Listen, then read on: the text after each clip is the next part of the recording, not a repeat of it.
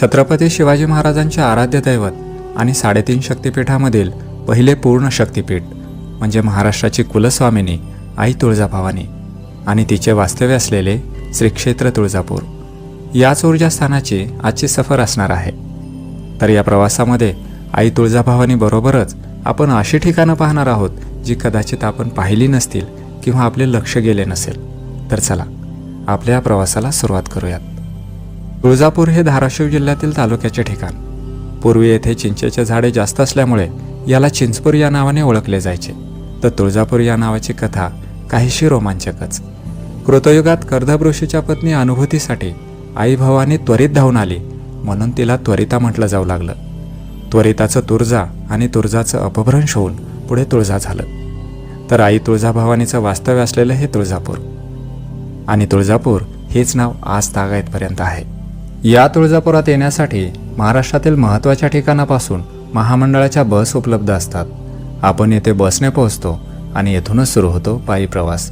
भाविकांच्या गर्दीने रस्ता ओसंडून जातो तर विक्रेत्यांनी रस्त्याच्या दोन्ही बाजूला दुकाने थाटलेली असतात। आईसाठी प्रिय असलेली कवड्याची माळ येथे जागोजागी दिसते। काहीच अंतरावरील भवानी तीर्थाकडे आपण निघतो। भवानी तीर्थाकडे जाताना परड्यांची रांग दिसते आणि आपण येऊन पोहोचतो भवानी तीर्थापाशी। येथे स्नान करण्यासाठी प्रत्येकी 20 रुपये शुल्क आहे।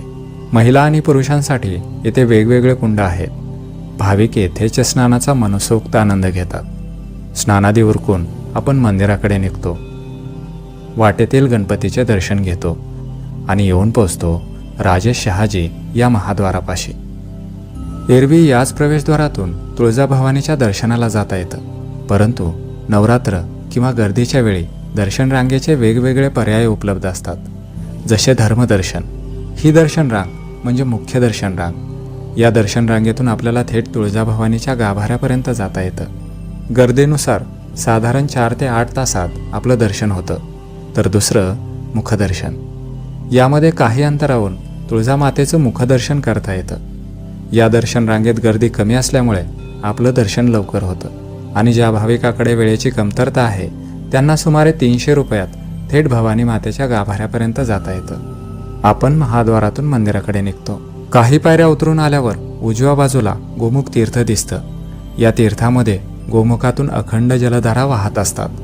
तर डाव्या बाजूला काही पायऱ्या चढून आल्यावर कल्लोळ तीर्थ दिसतं।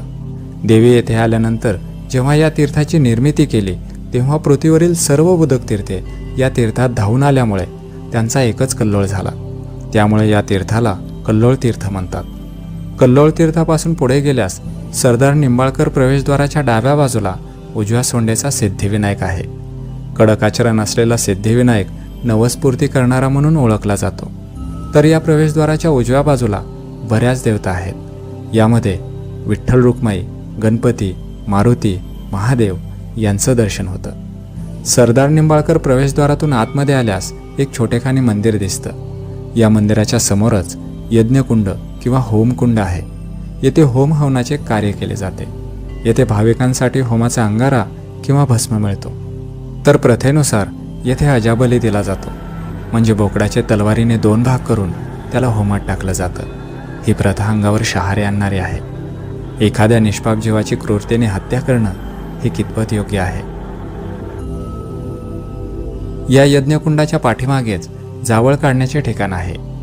येथून पुढे गेल्यास भवानी माता मंदिराच्या पाठीमागे आदिशक्ती स्वरूप मातेचं मंदिर आहे। तर या मंदिराच्या बाजूलाच लक्ष्मी नरसिंहाचं मंदिर आहे। याच्याच पुढे श्री मल्हारी मार्तंड यांचं मंदिर आहे। घोड्यावर बसलेले खंडेराया जेजुरीची आठवण करून देतात। खंडेरायाच्या समोर आणि तुळजाभवानी मंदिराच्या पाठीमागे चिंतामणी दगड आहे। याला चिंतामणी किंवा सुकनावती असं म्हणतात। हा चिंतामणी आपल्या मनातील गोष्ट होणार की नाही याचा कौल देतो। मनामध्ये एखादी इच्छा धरून चिंतामणीवर नाणं ठेवून दोन्ही हात चिंतामणीवर स्थिर ठेवतात। हा चिंतामणी उजव्या बाजूला फिरला तर होकार आणि डाव्या बाजूला फिरला तर नकार समजला जातो। चिंतामणीचा कौल घेण्यासाठी येथे भाविकांची प्रचंड गर्दी असते। छत्रपती शिवाजी महाराज प्रवेशद्वाराच्या बाजूलाच दत्तगुरूचं मंदिर आहे। या मंदिरात दत्तगुरूंची मूर्ती आहे। हा सर्व दर्शनक्रम उरकून आपण आई भवानीच्या दर्शनाला निघतो। आई तुळजाभवानी एका रेखीव महिरपात चांदीच्या सिंहासनावर विराजमान आहे. मस्तकावर सोन्याचा मुकुट, कपाळावर हळदीचा मळवट, त्यावर कुंकू, नाकात नथ, गळ्यात सौभाग्यालंकार आणि अंगावर भरजरी वस्त्र, असं भवानी मातेचं रूप तेजस्वी दिसतं. मातेची मूर्ती गंडकी शिळेमधील असून ती चलमूर्ती आहे. भारतातील ही एकमेव मूर्ती असेल जी प्रथेनुसार हलवता येते. मातेची मूळ मूर्ती अष्टभुजाधारी विरांगना स्वरूपातील आहे. डोक्यावर शिवलिंगाकार मुकुट, कपाळावर त्रिपुंड गंध, कानात कर्णफुले, गळ्यात चंद्रहार आणि मंगळसूत्र, कमरेला कमरपट्टा आणि शेला, हातात बांगड्या आणि पायात तोड्या आहेत. तर हातामध्ये वेगवेगळी शस्त्र आहेत. त्यामध्ये उजव्या हातात चक्र, बाण, खडग आणि त्रिशूळ, तर डाव्या हातात शंख, धनुष्य, पानपात्र आणि महिषासुराचं शेंडी धरलेलं मस्तक आणि त्याखाली महिषासूर. मातेच्या खांद्याजवळ सूर्य आणि चंद्र आहेत. तर खालच्या बाजूला मातेचं वाहन सिंह, त्याखाली पुराण सांगणारी मार्कंडेय ऋषींची मूर्ती आहे आणि डाव्या बाजूला देवीचा धावा करणारी अनुभूती यांची मूर्ती आहे. अशा या स्फूर्तिदायी आई तुळजाभवानीचं दर्शन घेऊन आपण गाभाऱ्यातून बाहेर पडतो. दर्शन घेऊन आल्यानंतर ज्या भाविकांना भवानी मातेची आरती करायची आहे त्यांच्यासाठी आरतीचं ताट उपलब्ध असतं, परंतु त्यासाठी काही शुल्क घेतलं जातं.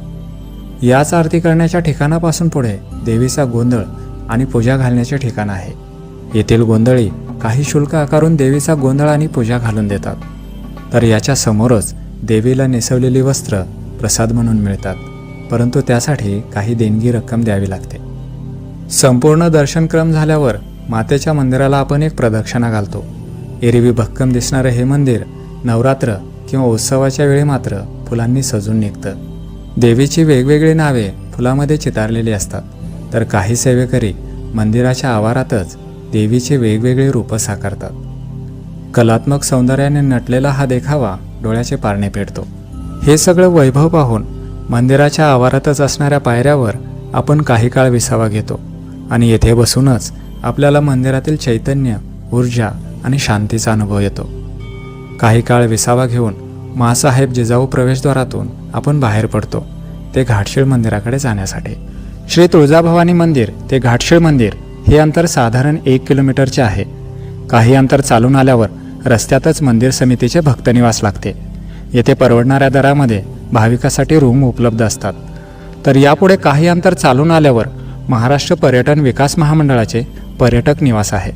येथेही राहण्याची उत्तम सोय आहे. आणि येथून थोडं पुढं गेल्यास घाटशीळ मंदिर आहे. हे मंदिर चिरेबंदी असून त्यावर नूतनीकरण केलेलं शिखर आहे. तर मंदिरात एक भव्य शिळा आहे. भाविक या शिळेवर तेल आणि काटानायटा वाहतात. तर या मंदिराच्या पाठीमागे निसर्गाचं मनोरम दृश्य दिसतं. या ठिकाणाची दंतकथा अशी सांगितली जाते की कृतयुगात मार्कंडेय ऋषीच्या गायीच्या खोरात एक शिळा अडकली. मार्कंडेय ऋषीने ती काढून येथे टाकली. पुढे राम अवतारात सीतेच्या शोधासाठी प्रभू श्रीराम येथे आले. त्यांची परीक्षा पाहण्यासाठी पार्वती माता सीतेचं रूप घेऊन या शिळेवर प्रगट झाली. परंतु प्रभू श्रीरामाने पार्वती मातेला अंतर्ज्ञानाने ओळखलं आणि म्हणाले, तू काय येथे? त्यानंतर पार्वती माता मूळ स्वरूपात येऊन प्रभू श्रीरामांना सीतेला शोधण्याचं मार्गदर्शन आणि आशीर्वाद देऊन अंतर्धान पावली. तेव्हापासूनच या शिळेला तुकाई असं म्हणतात, ते आजतागायतपर्यंत. येथील दर्शनाने आपलं तुळजापूर दर्शन पूर्ण होतं.